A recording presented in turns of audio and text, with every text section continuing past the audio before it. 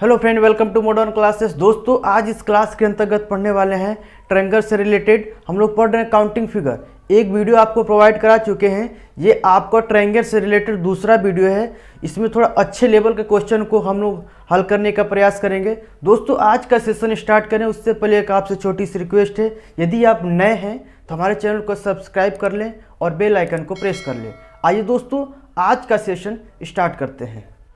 तो दोस्तों, ये टाइप 4 है। इसमें त्रिभुज के अंदर त्रिभुज अगर दिया हो तो उसमें किस प्रकार से त्रिभुज को काउंट करेंगे, कितना त्रिभुज होगा, उससे रिलेटेड क्वेश्चंस होंगे, उसको करेंगे।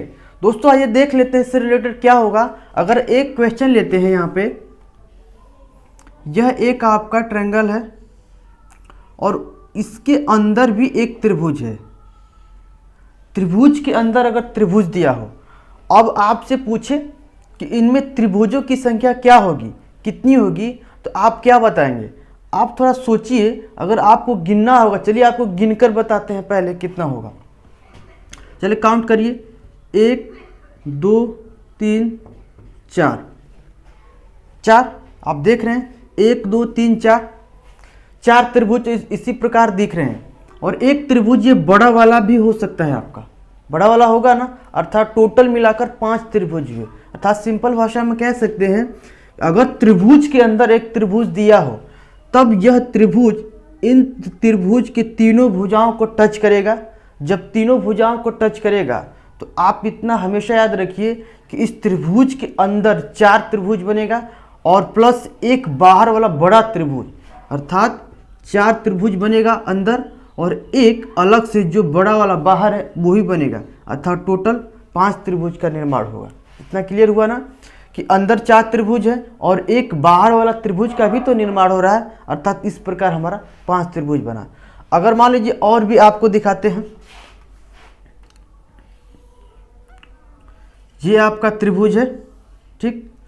अगर मान लीजिए कि त्रिभुज के अंदर 2 त्रिभुज दे दे, जैसे अगर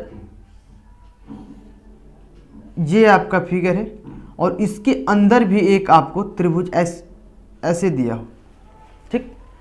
अब यहाँ आप खुद बताइए, सोचिए थोड़ा सा, इनमें कितने त्रिभुज हो सकते हैं। हमने जो आपको ये बताया है ना, सेम यही भी कंडीशन यहाँ अप्लाई होगा। अब कहिएगा सर कैसे अप्लाई होगा, चलिए हम आपको बताते हैं। हमने बोला है कि एक त्रिभुज के अंदर जब एक त्रिभुज रहेगा तब उसके अंदर 4 त्रिभुज का निर्माण होगा ना, बिल्कुल। तो आप देख लीजिए, इसमें 2 त्रिभुज के अंदर 2 त्रिभुज है। पहले इसकी बात करते हैं। ये त्रिभुज इस वाले त्रिभुज को 4 त्रिभुज निर्माण कराएगा ना। देखिए, जब ये अंदर त्रिभुज है, इस त्रिभुज के 3 भुजाओं को टच कर रहा है, तो अभी बोले हैं जब 3 भुजा को टच करेगा तो इससे 4 त्रिभुज का निर्माण होगा। देखिए, एक 4 त्रिभुज का निर्माण हुआ इससे। इसके बाद ये वाला त्रिभुज भी इस बड़े वाला त्रिभुज को टच कर रहा है कि नहीं, ये वाला त्रिभुज। अब इसकी बात करिए तो ये भी अंदर अंदर अपने 4 त्रिभुज बनाएगा। 4 इसका ले लिए और प्लस एक सबसे बाहरी जो बड़ा त्रिभुज है, जो एक सबसे बाहरी बड़ा त्रिभुज है, यह भी तो एक हुआ।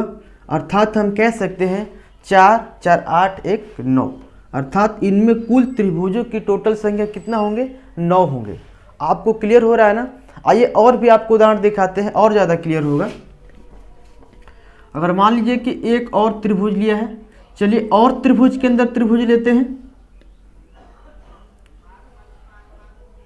एक ये हो गया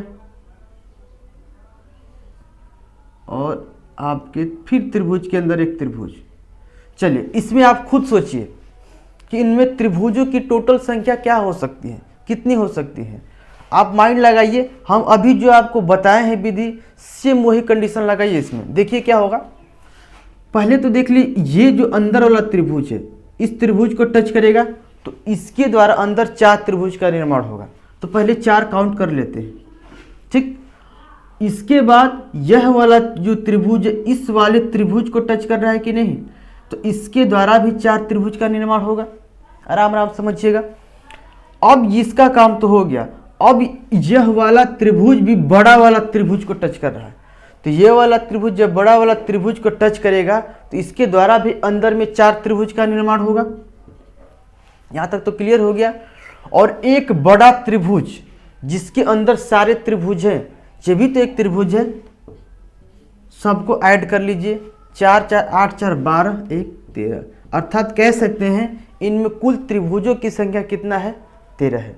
देखिए दोस्तों आसान है, प्रैक्टिस करेंगे बहुत ही आसानी से बनेगा।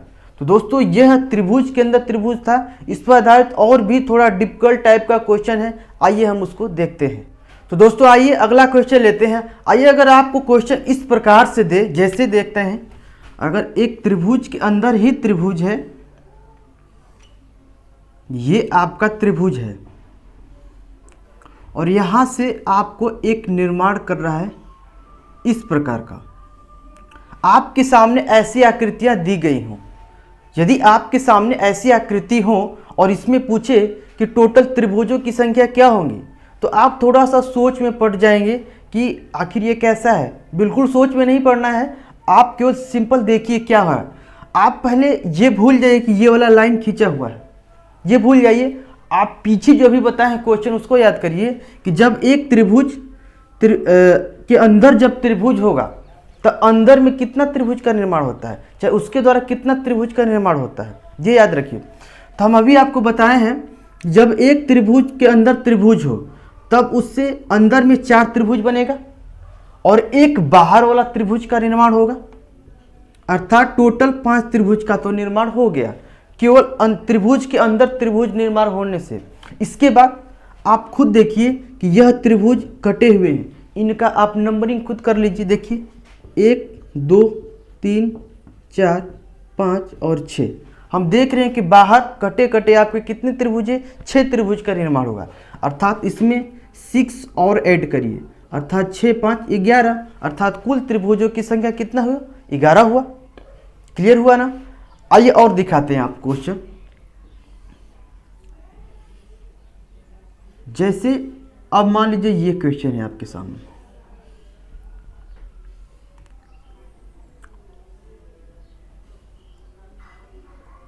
ये क्वेश्चन आपको दिया गया है, आप थोड़ा खुद माइंड करिए कि इसमें कितने त्रिभुज बन सकते हैं, इनमें कुल त्रिभुजों की संख्या क्या हो सकती है। तो आप इस जो रेखा काटे गए हैं, त्रिभुज के कोने से निकले हैं, उस पर बिल्कुल ध्यान अभी नहीं देना है आपको। आपको त्रिभुज के अंदर त्रिभुज, चाहे त्रिभुज के अंदर 2 त्रिभुज हैं, उससे रिलेटेड आपको पीछे अभी बताकर हम गए हैं। अगर ऐसा क्वेश्चन आपको दे तो आप सिंपल करिए कि पहले उस त्रिभुज का संख्या ज्ञात कर लीजिए जो त्रिभुज के अंदर त्रिभुज से निर्माण हो रहे हैं।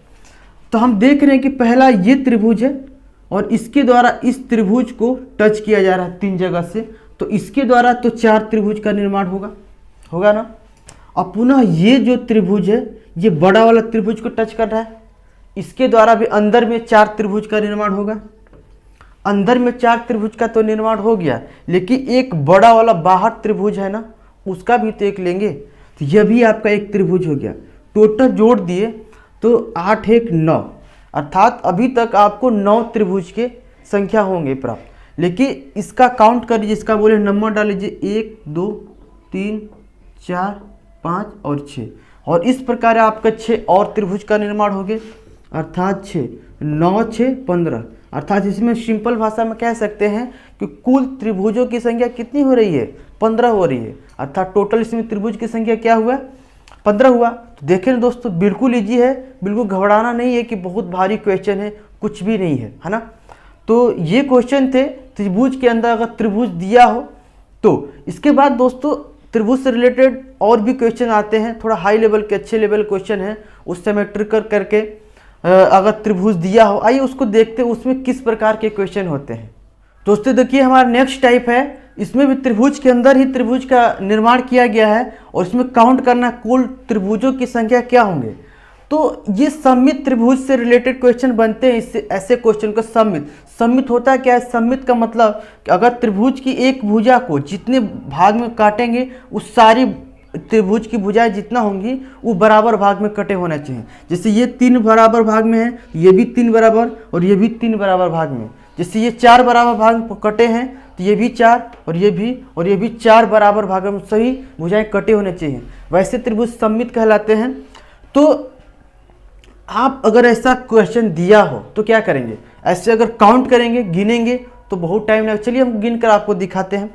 जैसे अगर नंबरिंग करेंगे तो 1 2 3 4 5 6 7 8 और 9 त्रिभुज का निर्माण हुआ। और इसके बाद एक और कितना होगा, 9 और एक ये 10, ये आपका 10 त्रिभुज हुआ। और इसके बाद एक यह भी तो आपका त्रिभुज हुआ, 10 1 11। और एक ये भी तो होगा, 11 1 आपका 12। और एक टोटल बड़ा वाला भी तो त्रिभुज हुआ, 12 1 अर्थात 13। अर्थात कुल इनमें त्रिभुजों की संख्या 13 होगी। लेकिन ऐसे गिनने में हो सकता है कि थोड़ा गड़बड़ हो या बड़ा दे दे तो समस्याएं हो सकती हैं। आइए इसको ट्रिक के माध्यम से या समित दिया हो उसके आधार पर कैसे इसको हल करेंगे हम देखते हैं। इसमें हम जानते हैं कि 13 त्रिभुज है, लेकिन अगर ऐसा क्वेश्चन दिया हो तब आप देख लीजिए कितने भाग में बटा है, 1 2 और 3 भाग में। तो आप सीधा लिख लीजिए 1 2 और 3 लिख लीजिए। इसके बाद आप करिए क्या, इसको ज्यों कहते हो यही उतार दीजिए। उतारने के बाद अब इस वाले नंबर को इसके साथ ऐड करिए, इस वाले नंबर को इसके साथ ऐड करेंगे तो 2 1 कितना हुआ, 3। पुनः इस नंबर को अब इस वाले अगले नंबर के साथ ऐड करेंगे और इन दोनों को ऐड करेंगे तो क्या हमको प्राप्त होगा, 6 प्राप्त होगा, 6 प्राप्त होगा। आप समझ लें कैसे करना है। ये पहला नंबर है उसको छोड़ देंगे और पहला को और दूसरा जो उसको एक साथ जोड़ेंगे और जितना आएगा पुनः उसमें और तीसरा नंबर में जोड़ते, इसी तरह जोड़ते जाएंगे। अब जितना आपको मिले हैं ये संख्या सबको एक साथ ऐड करिए, 6 3 9 1 10 संख्या प्राप्त हो गया। इसमें एक और रूल है कि प्रथम संख्या को छोड़ देंगे, क्या करेंगे, इसको छोड़ेंगे, इसको पुनः एक साथ ऐड करेंगे, पुनः इसको फिर छोड़ेंगे, इसको छोड़ना है। इसी प्रकार की एक को छोड़ना है, एक को पकड़ना है, एक को छोड़ना है और एक को पकड़ना है। तो हम देख रहे हैं कि इसको भी छोड़े, इसको भी छोड़ दिए, बीच वाले को लेना है तो इसको इसके साथ ऐड करेंगे, 10 3 13। अर्थात कह सकते हैं इनमें कुल त्रिभुजों की संख्या कितना हुआ, 13 हुआ। आप प्रैक्टिस करेंगे बहुत ही आसान से बनेगा दोस्तों, गिनने से तो अच्छा है कि इस प्रकार विधि से बना ले। आइए इस त्रिभुज को देखते हैं, इनमें कितने त्रिभुज का निर्माण हो सकता है। तो इसमें भी आप देख लीजिए कितना भाग में बटा है, 1 2 3 और 4 भाग में बटे हुए हैं त्रिभुज।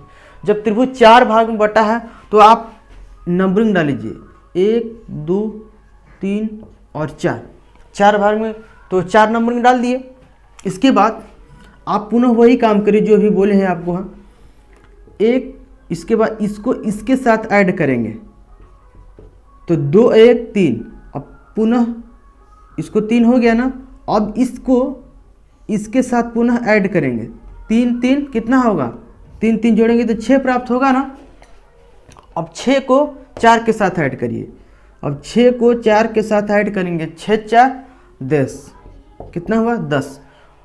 और सबको पहले एक बार ऐड कर लीजिए तो कितना होगा, 6 3 और 10 20 हो गया। अभी बोले हैं कि इसको छोड़ेंगे, इसको साथ लेंगे, पुनः इसको छोड़ना है आपको, एक को छोड़ना है और एक को साथ में लिखना है आपको, इसको भी साथ रखेंगे। अर्थात कौन कौन संख्या साथ में रहेंगी, 6 और 1 6 + 1 एक साथ रहेंगे, 6 1 7। अर्थात टोटल संख्या कितने हुए, 27। अर्थात इसमें कह सकते हैं इनमें कुल त्रिभुजों की संख्या कितना हुआ, 27 हुआ। तो आप देखें दोस्तों कितना आसान है, आप बना सकते हैं, प्रैक्टिस करेंगे कोई दिक्कत नहीं होगा, बहुत ईजी है क्वेश्चन। तो त्रिभुज से रिलेटेड जितने भी प्रकार के क्वेश्चन मैक्सिमम आ सकते हैं और आते हैं एग्जाम में, हमने आपको करा दिया है। तो दोस्तों हम आशा करते हैं कि जो हम त्रिभुज का सेशन दोनों आपको बताए हैं बेहद ही तरीके से, अच्छे तरीके से आपको समझ में आया होगा। तो दोस्तों चलते हैं, आज के लिए बस इतना ही, मिलेंगे नेक्स्ट वीडियो में, तब तक के लिए